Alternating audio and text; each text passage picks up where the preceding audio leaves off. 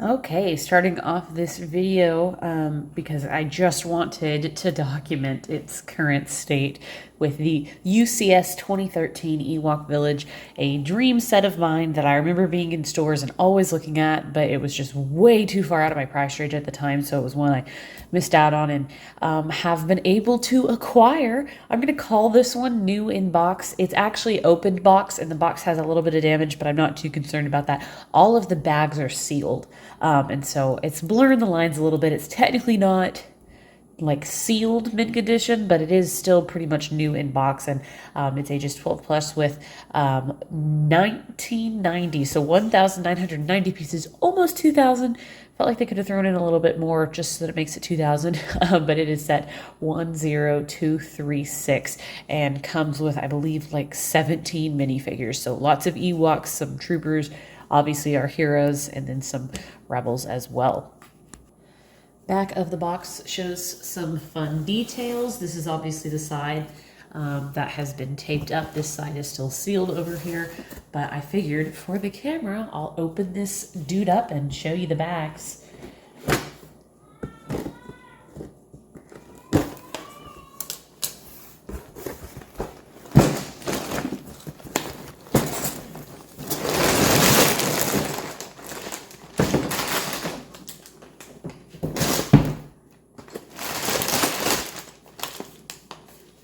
So there we are. There's the huge amount of bags.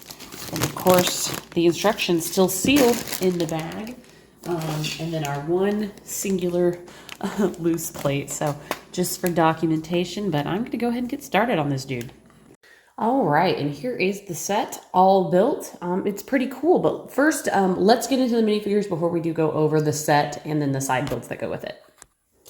Okay, so this set comes with 17 minifigures, which is pretty good. I'll show you all of them very quickly here. We have an indoor dressed rebel trooper with a pretty nice outfit. Helmet is great. Again, this set, I believe, came out in 2013, so this is really, really nice.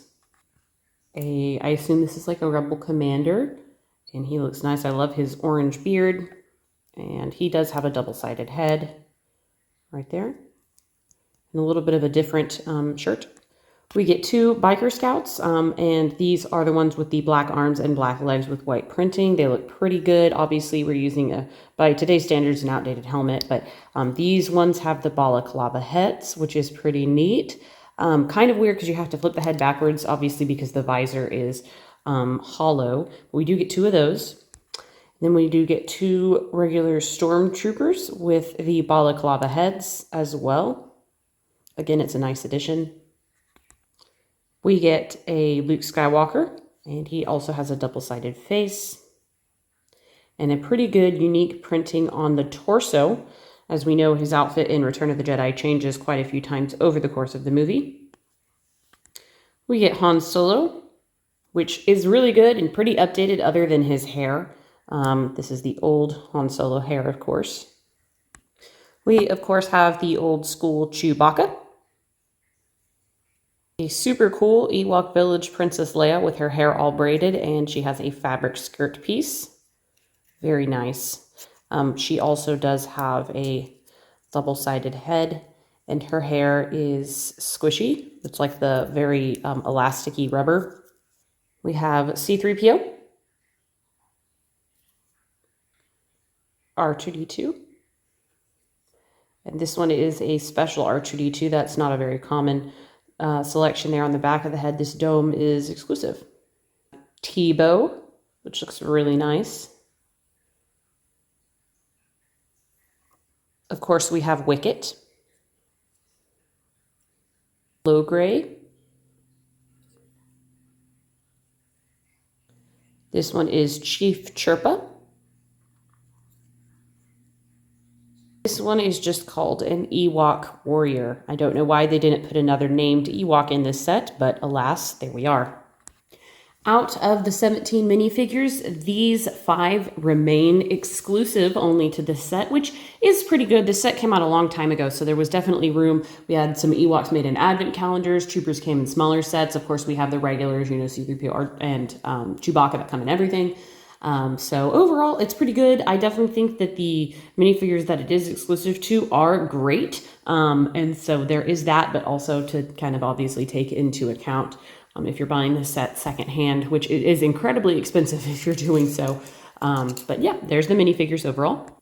And I will note that we do have two small side builds here. We have a speeder bike for a biker scout, and it is on a clear stand. It is top heavy without a trooper in it, so it wants to fall forward for some reason. I think it's because it's so long. But that's a nice addition, as well as this little, I guess, rock launcher. It just is a little build. Those are your little rocks. It's got a tree.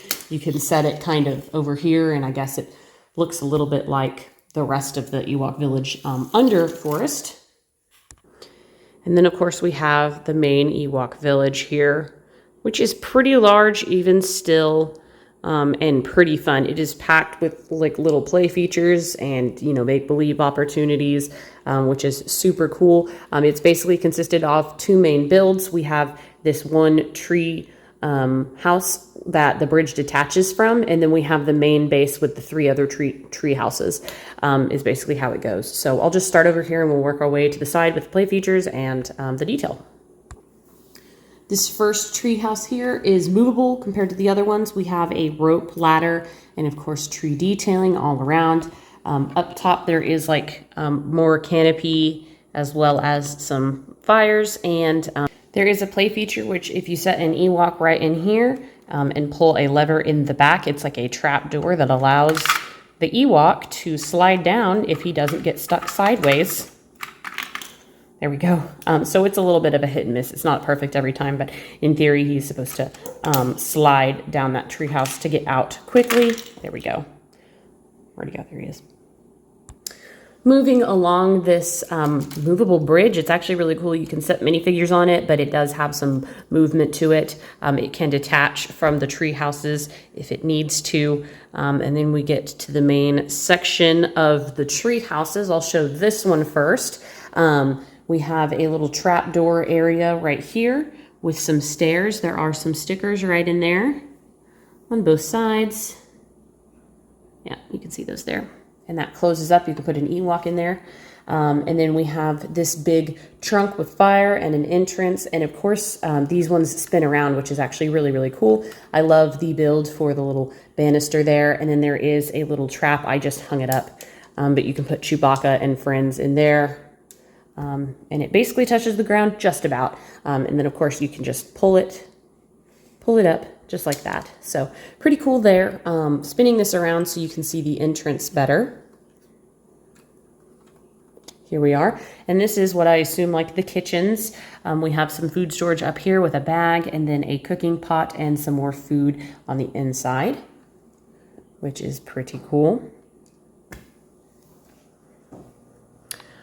This tree trunk is the largest because it has like a two-story element to it. On the bottom, there is a little feature, which I'll show you in just a moment. But as you can see, we have stairs that lead up, and this one also does spin. Inside, we have a bed and a table, which is good for Princess Leia, is what I assume that's for. And then inside, on the top, it looks like we have a planning room, like a little war room. With some of the Ewok gliders and staffs, and then a little weapon there where the Ewoks maybe meet to do some battle planning. And then this spins really nicely. You can also put somebody way up top here, almost like a little mini third floor, which looks nice. And I've removed the bridge for accessibility, but there is a tab down here that allows you to stick up a spider web, and it's supposed to help catch the Imperial armies that are down there. There's also a spider built into this, and this is a good time to show you the brush that they have built, which is pretty cool. These actually are not attached. They're just attached by loosely. They're not actually studded in, but they're attached by the trees. They're locked in that way. So you can take them off if you need to, but they fit in pretty well there. And I think that they look really good as well. Then we have the smaller little hut right here, which on top has another rock thrower with some rocks set aside, and it spins, of course. And we have a little fire, so this is just maybe like the chief's hut. I'm not 100% sure, but you can, of course, fit more Ewoks in there, and it does spin also.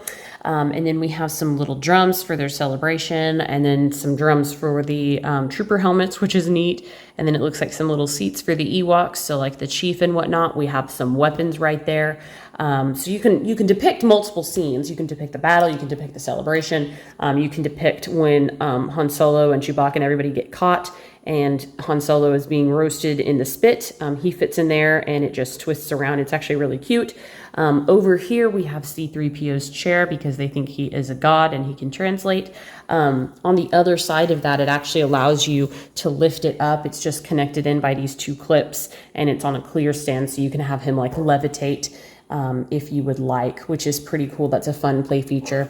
And then the final one on the back is a neat one. This is for the biker scouts. There's a lever on the very other side, and if you pull it, it allows you to close these up. So in theory, you could have a speeder bike and biker scout coming through here underneath, and then you can pull the lever and it will close on the bike. And it resets super easy just with this little element that comes in and holds it apart, which is really just fun to play with, honestly. It's really neat. So that's basically most of the play features. It gives you a lot to be able to do. And of course, this is the only Ewok village that we have ever gotten. I would love to see them redo this in a Master Builder series with much bigger in scale. I'm curious if they ever will. It would be really cool. I was hoping that they would announce it with it being the anniversary of Return of the Jedi, but so far we haven't gotten anything. But overall, it's a pretty cool set. It comes with a ton of minifigures, which 17 still rivals gigantic sets today. So at the time, the amount of minifigures you got was fantastic. And so it's really cool. Overall, it comes with a ton of play features. The build is a little bit repetitive due to the fact that you're building lots of trees, but it's very satisfying to put together, and there is lots and lots of playability. I so wish I could have had this when I was a child because I would have played all day long with it. It is so cool. So anyways, guys, I do hope that you enjoyed the video. Let me know what you think in the comments below. And until next time, I will see y'all later.